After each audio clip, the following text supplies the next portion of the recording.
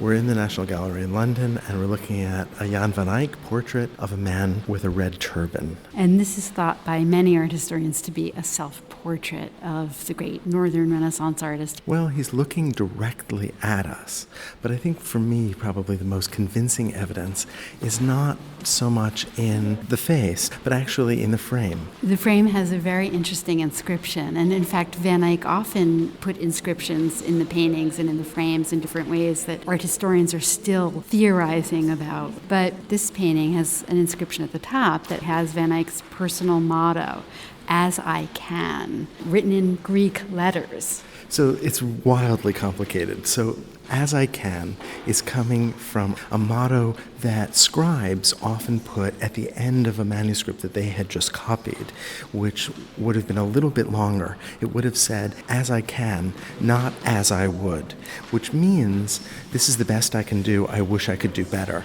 Right, it's sort of humble thing to say, but Van Eyck hasn't taken the "I wish I could do better" part. He just said, "as I can." Which seems anything but humble, especially as the I in the middle of the phrase can be a kind of play on Van Eyck's name. As Eyck can, as I can.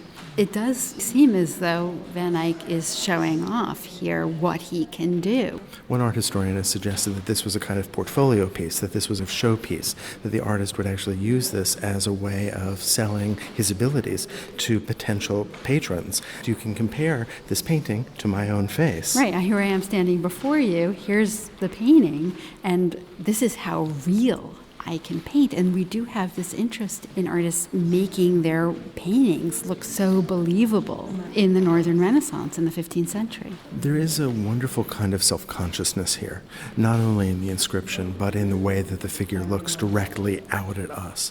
I don't feel him so much looking out at us. It does seem like a self-portrait to me. I feel him looking at himself in a mirror.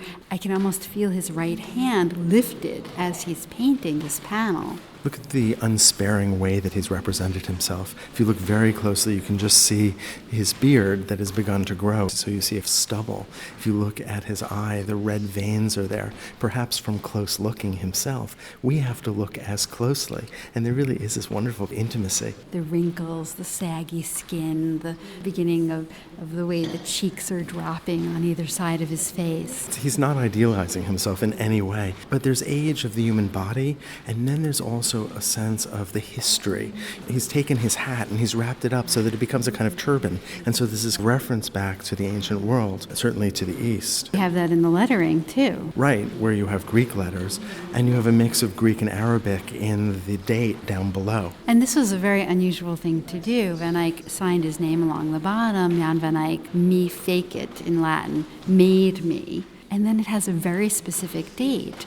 In 1433, on the 21st of October. And this very specific dating is unusual in the 15th century and suggests, I think, that Van Eyck was aware of time in a particular way and of his place in history in a particular way. Well, one scholar has pointed out that the typeface that he's used, not the language, but the typeface, is actually an archaic typeface that would have been recognized as old-fashioned. I think you're right. I think there's a real sense that the artist was using history in a very conscious way that prompts the viewer to think historically. To think about the passage of time. It's amazing to me, too, that those letters on the frame are not actually inscribed. He's painted them illusionistically to appear as though they were carved into the frame, but that's just paint. There's a real showing off of the illusions that the artist could create. This is a painting where I get the sense that the artist is looking at us through history, and he knew he would be doing that when he painted this more than 500 years ago. Yeah, I get the same feeling.